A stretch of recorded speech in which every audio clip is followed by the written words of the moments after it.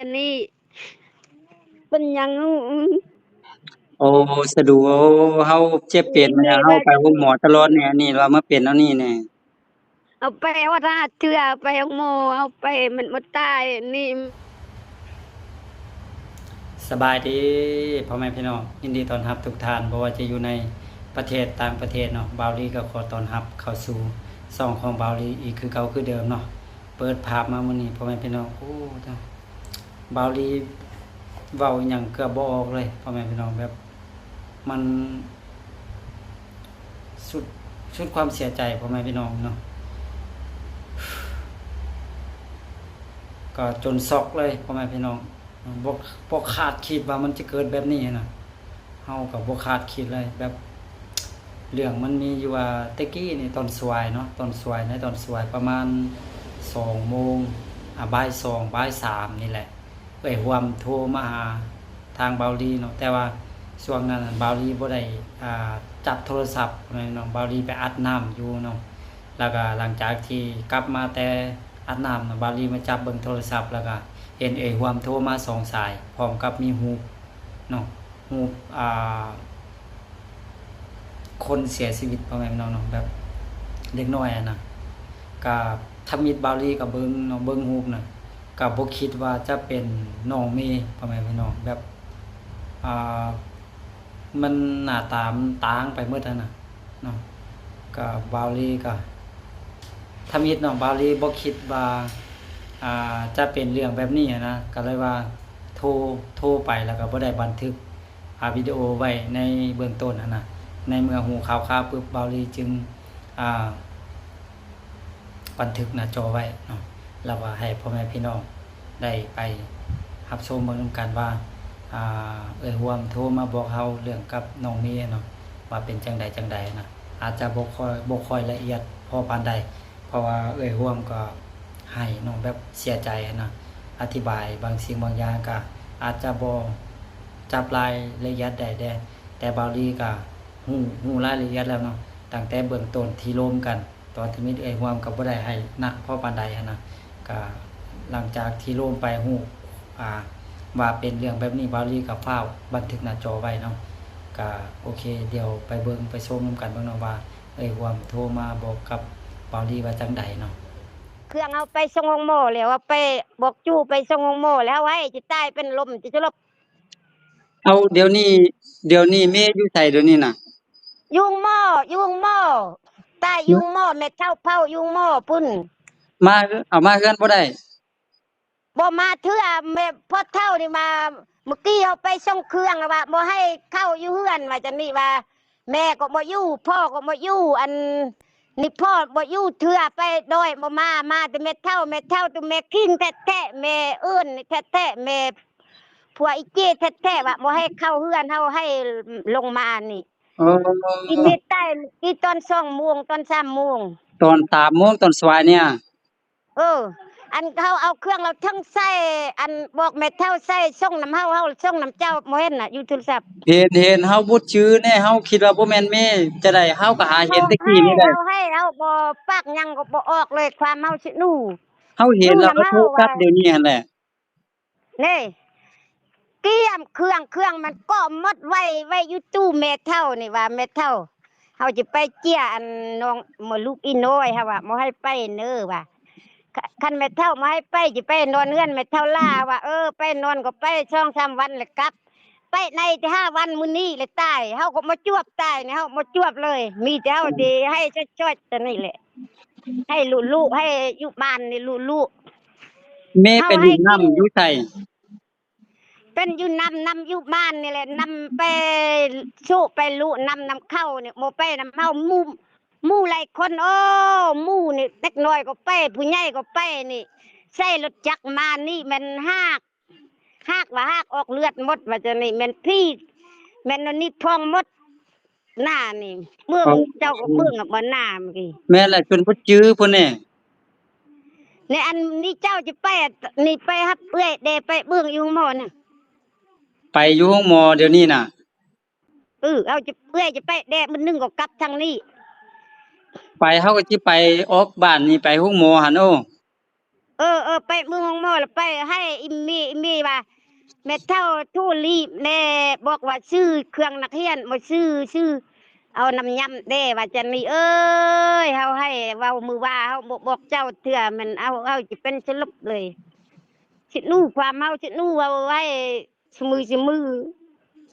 เฮาก็ว่าสิซื้อเครื่องนักเรียนมาให้นั่นแหละแต่ว่ายังบ่ทันเทื่อนี้เอาไปขายน้ำทุกมื้อนะก็บ่คิดว่าเอ้ยสิเป็นมาหยังมีเนาะน้ำนี่มื้อนี้ฮอดพุ่นแม่เฒ่าเฮาก็เจ็บใจแน่ว่า อันพ่อแม่มาอยู่นี่เอาลูกเข้าอยู่นี่ว่าจะนี่ในมันก็ว่าจะท่ามืออื่นเมืองมืออื่นกันพอเท่ามาเจบอกทิมทั้งหม้อว่าจะนี่เอาก็ไปตามในมันแล้วเอ้ยเอาจะมากินนอดเข้าจะนุ่งกระดูกเราเป็นมาหยังเฮาเจ็บเป็นไข้เป็นหนาวเฮาไปโรงหมอตลอดแน่แน่ไปกินยาดีตลอดทูเจ้าตลอดเหนียวมาหูเลยอันน้ำใต้มีแต่คนว่าอีเมไปทั้งหม้อเอาจะไปแน่บ่มีรถมีแต่เอาสิให้อยู่นี่ เอาเครื่องเอาทอกหมดเครื่องรับหมดเครื่องเกือบมันยังบอกไปต้องโมมันเอายังจับใจใต้มันมีมันอยู่มันมีเฮือนเอ้ใต้ยว่ามีเฮือนมันไปโลมีน้ำนี่ไปนำกันหลายคนน่ะเป็นมาหยังเขาก็สิเอ้เห็นเลยติยจักหน่อยก็ไปคนเฒ่าก็ไปนี่เอาหมูอยู่นำแม่เฒ่านี่แม่เฒ่าอันแม่อีมีนี่แหละอาคันอยู่นำเฮาบ่ให้ไปอยู่นำเฮาไปหยังเฮาก็บ่ให้ไปความเฮาฮักความเฮามัก เออเขาว่ากันอู้มื้อนี้จะตายเอาบ่ให้ไปหยังแหละเขาว่าเป็นนั่นน่ะเขาว่าเลาน้องเมียนล้มไปโลน้ำแล้วล้มเสียเออว่าบ่เชื่อเฮาแก้วว่าจะนี่เฮาไล่ทูเจ้าฮอดทักก็บ่มีตู้บ่มีเอาบอกไปรับเอาเด้เฮานี่อยู่มานเฮาจะไปเมืองให้อยู่พุ่นแหน่เครื่องเตรียมจะว่าอีเมว่านำอีนี่อยู่ส่วนว่าคันอีเมตายดีก็จะให้ผู้น้อยก็จะให้ว่าอีเมว่าจะเป็นหยังโอ้สะดวกเฮาเจ็บเป็นอีเมมาหยังเฮาว่าจะไปโรงหมอตลอดแน่อันนี้ว่ามาเป็นแนวนี้แน่เอาไปว่าถ้าเชื่อไปเอาโมเอาไปมันบ่ตายนี่พี่อยู่มันยังตีอยู่เกาบ่เห็นอืกันอยู่นำเมามคือจะบ่ตาย เดี๋ยวนี้แม่อยู่ไสแม่น้องเมย์น่ะ Señor, mi.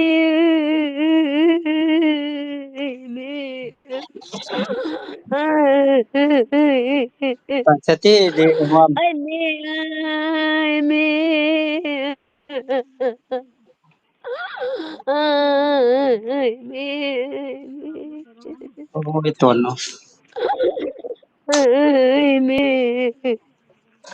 Ay, mi.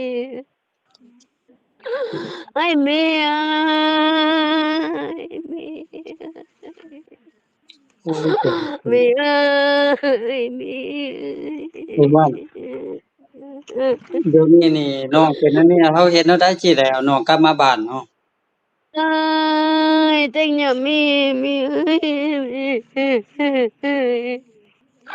Ay, mi, umiyak di pian, macuy, mi. Ay, chị, blia là cái mi. Ay, yo ta mưa nang bukuny mi. Ay, yo ta mưa nang pup mi.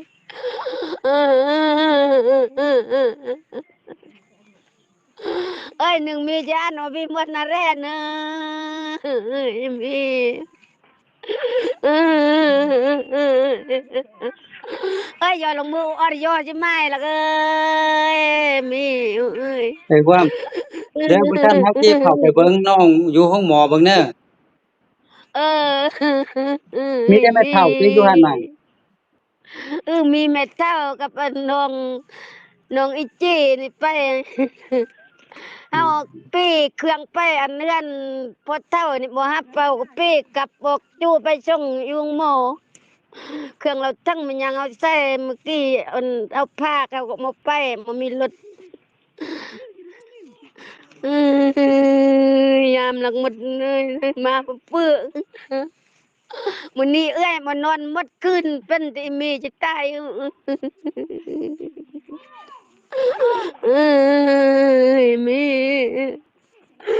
มีเรื่อมีอุบมาไปจะไม่มีอะไรจะเอียงอยู่ปากกลางจะยัดลีอดตรงหม้อก็ตัวเอ้ยเบื้องไอ้เมดแน่เนอ ครับเอื้อยก็อยากมาเดี๋ยวน้องมื้อหาเป่าก็ได้ซะเด้อเอออืมเมื่อวันหนึ่งไปส่งอาๆน้องสิมื้อหาเอาไปนำกันซะน่ะโอเออเคพ่อแม่พี่น้องแบบมันมันช็อกเลยเนาะพ่อแม่พี่น้องเนาะบ่คิดเลยว่ามันจะเกิดเรื่องแบบนี้ขึ้นน่ะบ่าวลีก็เสียใจแฮงพ่อแม่พี่น้องเสียใจแฮงเสียใจที่สุดเลยเนาะก็คือน้องเมย์เสียแล้วพ่อแม่พี่น้องในตอนนี้เนาะก็บ่ได้เจ็บบ่ได้เป็นอีหยังตามที่ลงกับเอื้อยหัวหวมเนาะที่ผ่านมาหั่นเอื้อยหวมนี่ถ้าหากว่าน้องเมย์เจ็บเป็นเนาะเอื้อยหวมจะโทรหาเฮาหรือว่าครูดอยเนาะแล้วก็พาไปโรงหมอนะเฮาก็ได้พาไปเรื่อยๆก็ในครั้งนี้หั่นน้องเมย์บ่ได้เจ็บพ่อแม่พี่น้องแบบไปอยู่นำครอบครัวของแม่เฒ่าแท้ๆของเพิ่นนั่นน่ะแล้วก็พากันเด็กน้อยแด่ผู้ใหญ่แด่พากันไปรดน้ำเนาะไปซอกปูซอกปลานี่แหละแล้วก็ล้มเนาะตามที่ฮวมบอกให้เราฟังล้มเกิดอุบัติเหตุล้มแล้วก็เลือดดังเลือดหยังออกหากแดน่ะบาวลีคิดว่ามันน่าจะเป็นเนื่องจากแดดมันร้อนเกินไปน่ะช่วงนี้แดดร้อนสุดๆเลยพ่อแม่พี่น้อยก็หลังจากที่น้องเมโลปุ๊บเนาะก็เป็นอาการแบบนั้นแล้วก็ทางหมู่ครูที่ไปนํกันก็พากันอุ้มน้องเมกลับมาบ้านแล้วก็เอารถจักรคั่นใช้รถจักรเนาะแล้วก็ขี่เมาหมอแต่ก็เอาบ่ทันพ่อแม่พี่น้องหมอเพิ่นช่วยบ่ทันเนาะก็เฮ็ดให้น้องเสียชีวิตไปพ่อแม่พี่น้องก็มันเป็นเหตุการณ์ที่ว่าช็อกที่สุดเลยพ่อแม่พี่น้องเนาะแบบแต่ละเทื่อน่ะถ้าน้องเมเจ็บไข้ได้ป่วยอีหยังนะก็โทรมาเฮาหรือว่าครูดอยนี่เฮาก็จะพากันเอาน้องเมไปโรงหมอเนาะรักษามาหลายเทื่อบ่ว่าจะเป็นทางบาวลีบ่ว่าจะเป็นทางครูดอยน่ะช่วยน้องมาตลอดเนาะแต่ว่ามาครั้งนี้มันเป็นอุบัติเหตุแบบกระทันหันซึ่งว่าเฮาก็บ่ได้ตั้งตัวเลยเนาะแต่ว่ามันเกิดแบบนี้ขึ้นพ่อแม่พี่น้องเนาะก็เฮาก็บ่สร้างสิเว้ามันหยังมีแต่ความเสียใจพ่อแม่พี่น้องเนาะก็ทางไอ้หัวเพิ่นก็โอ้เสียใจเพิ่นก็ฮักก็แพงคือลูกคือเต้าเนาะคือหลานแท้ๆเลยนะไอ้หัวว่าถ้าหากว่าอยู่นำเพิ่นก็น่าจะบ่เป็นอีหยังนะแต่นี่ไปแล้วก็พากันไปโรดน้ำโรดหยังนะก็เกิดเหตุการณ์แบบนี้ขึ้นพ่อแม่พี่น้องบาวลีก็เสียใจเนาะเสียใจมาทางครอบครัวของน้องเมย์ได้ในตอนนี้เนาะเรื่องมันยุ่งยากก็คือน้องเมย์เสียอยู่ที่โรงหมอเนาะแต่ว่า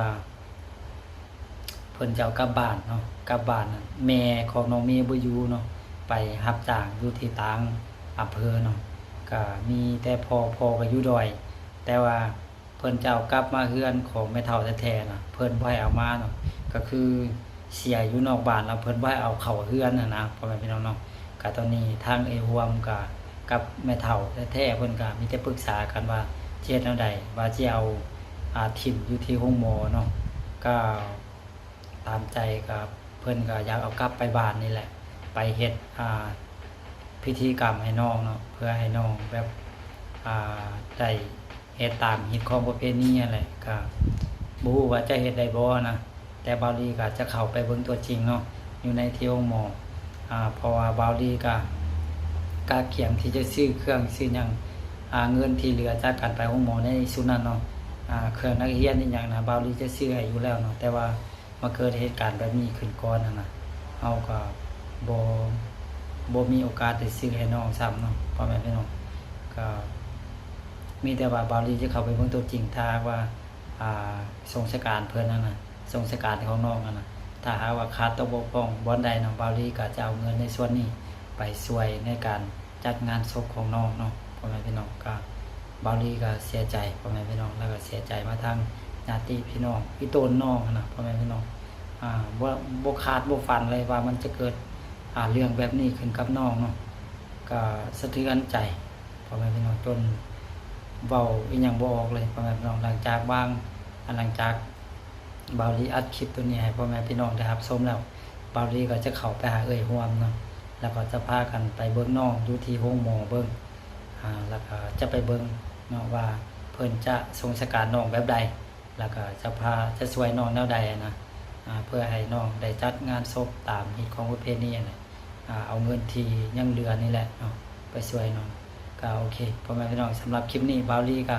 มาแจ้งให้พ่อแม่พี่น้องได้รับทราบนํกันเรื่องน้องเมย์ก็คือในณตอนนี้น้องเมย์ได้เสียแล้วพ่อแม่พี่น้องก็เสียใจเนาะก็ขอขอบคุณกับใจทุกท่านที่เข้ามาให้กำลังใจทางน้องเมย์ทางครอบครัวน้องเมย์แล้วก็แสดงความเสียใจแล้วก็อีตนสงสารน้องเนาะสำหรับคลิปนี้บาวลี่ก็ขอตัวลาไปก่อนเดี๋ยวบาวลี่จะเข้าไปเบิ่งน้องอยู่ที่ห้องหมอเนาะก็แล้วพบกันใหม่ในตอนต่อไปพ่อแม่พี่น้องสำหรับคลิปนี้บาวลี่ขอตัวลาไปก่อนเนาะแล้วพบกันใหม่สบายดี